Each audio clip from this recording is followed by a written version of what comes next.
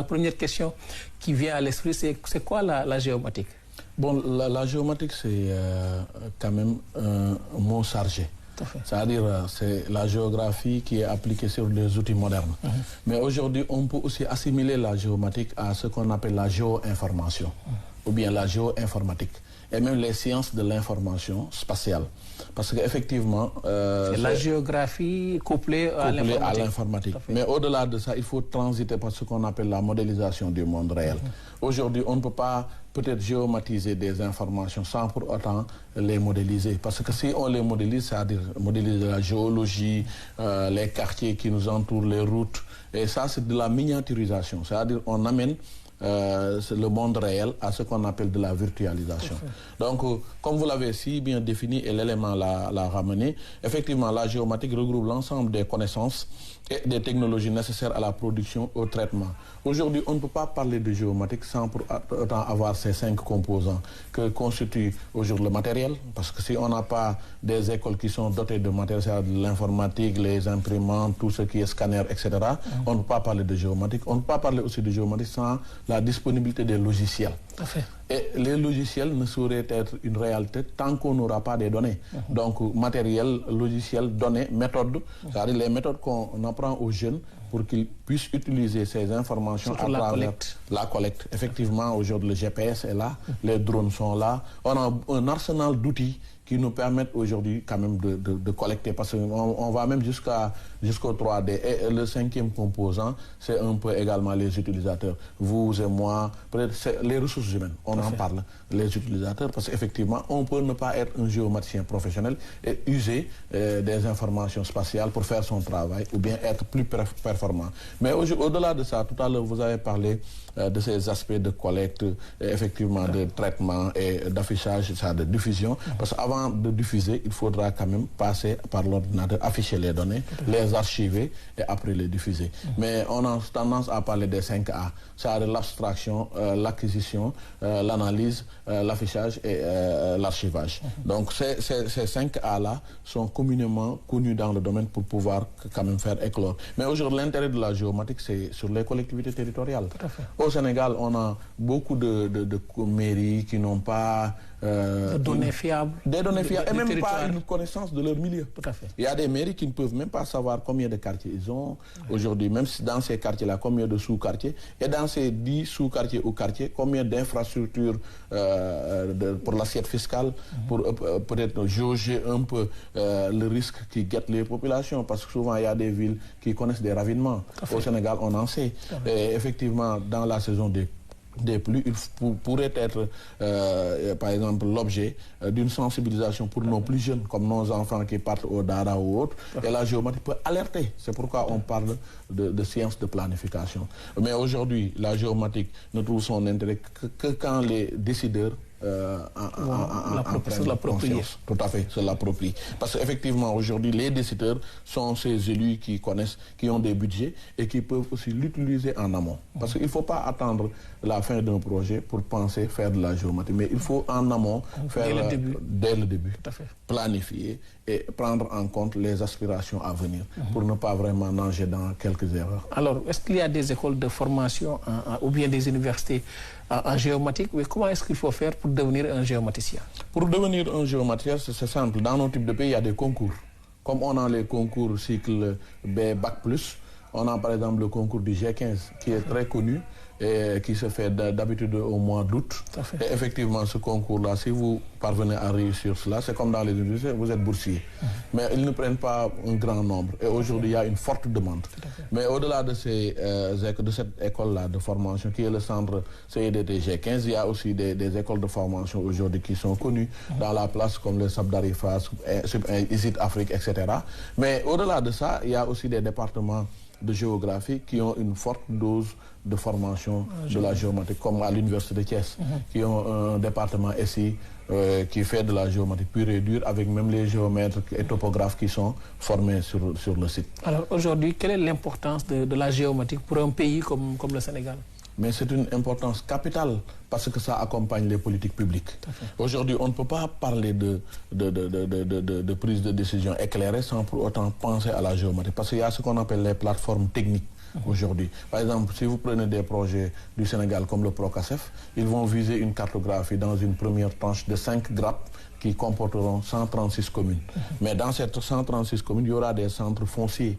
C'est-à-dire, depuis l'ère des temps, nos ancêtres, on n'a jamais eu des terres immatriculées.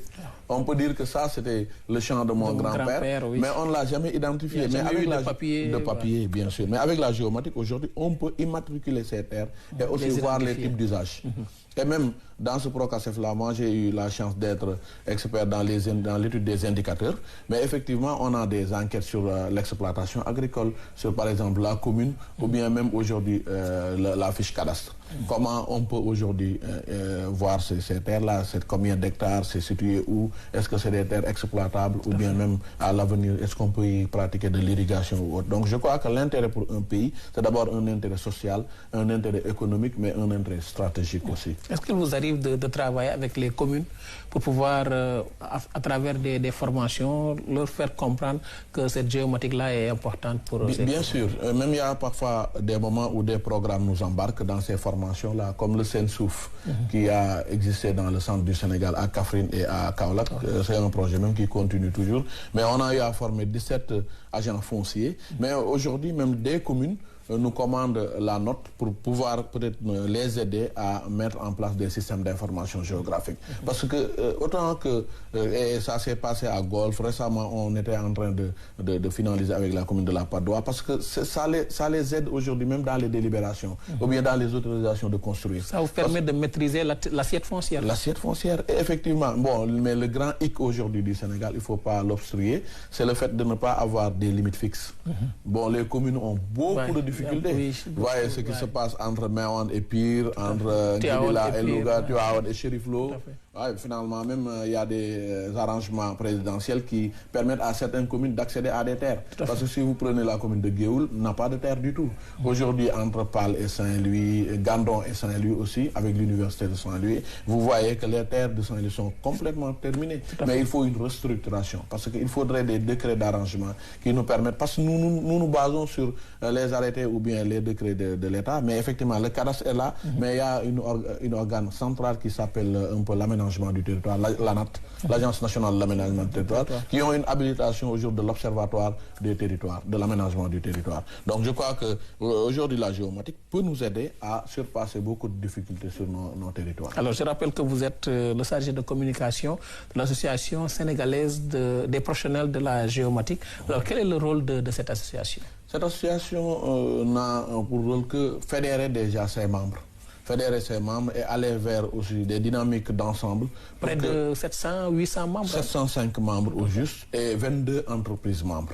Aujourd'hui, ces entreprises aussi ont des dynamiques très accélérées sur les nouvelles technologies, c'est-à-dire les drones et tout ce qui touche aussi. Même il y a des membres qui sont géomètres, topographes, qui peuvent aujourd'hui aider. Parce que c'est interopérable. Il y a beaucoup de gens qui s'investissent beaucoup dans l'environnement également. Absolument. Parce que les études d'impact environnemental, avec le cadre social et environnemental de la Banque mondiale, les plans d'action de réinstallation de population. Aujourd'hui, quand on trace une route, c'est pas ce qui est plus difficile, c'est les impenses. Par exemple, les indemnités qu'on doit verser aux gens, mais tout ça, la géomatique peut nous aider à identifier les personnes affectées par le projet.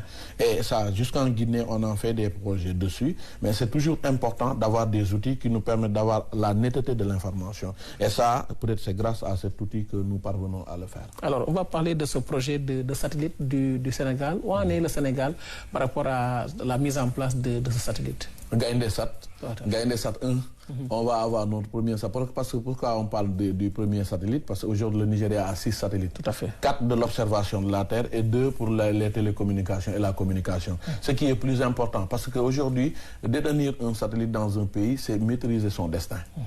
Parce que si on laisse les Français ou bien la NASA, les Américains contrôler la vallée du fleuve Sénégal depuis là-bas, leur base de Washington, ça peut poser des problèmes. Mais aujourd'hui, ce fut un plaisir le jeudi passé d'être accompagné avec mon ami et frère, le professeur Gaïan Faye, qui gère même aujourd'hui la coordination de ce satellite sénégalais. Et aujourd'hui, on a notre 22e agence africaine qui se trouve au Sénégal, c'est l'ASES, l'agence sénégalaise des études spatiales. Je salue au passage son directeur, M. Maram Kaye, effectivement, qui est très dynamique dans le cadre d'abord de l'astronomie, mais qui est dynamique aussi dans le cadre d'aider le gouvernement sénégalais, surtout son président, à réfléchir sur les études du spatial. Parce que le spatial, Abdelaziz, a déjà un cadre très important pour notre développement. On a perdu dans ces années passées plus de 400 milliards par année avec l'utilisation de certaines images. Je ne veux pas faire de la publicité, mais vous le connaissez. Aujourd'hui en Afrique, on utilise des images qui ne sont pas les nôtres.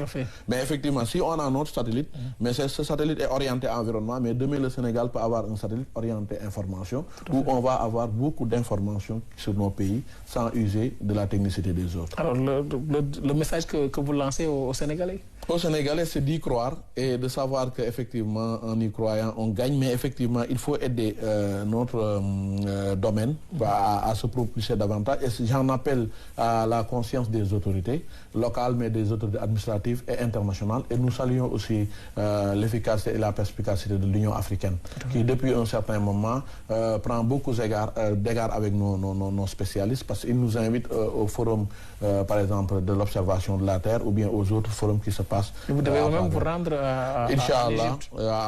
en Égypte bientôt, à Sharm el-Sheikh. Mais auparavant, déjà l'année passée, nous étions à Abidjan sur le 2e forum continental de l'observation de la Terre. Et là-bas aussi, il y a plus de 400 participants qui viennent de toutes les régions d'Afrique. Et on discute aussi des actualités qui peuvent aider nos gouvernements à avancer. D'accord. M. Sarr, merci beaucoup. Merci, c'est moi. On va continuer ce journal pour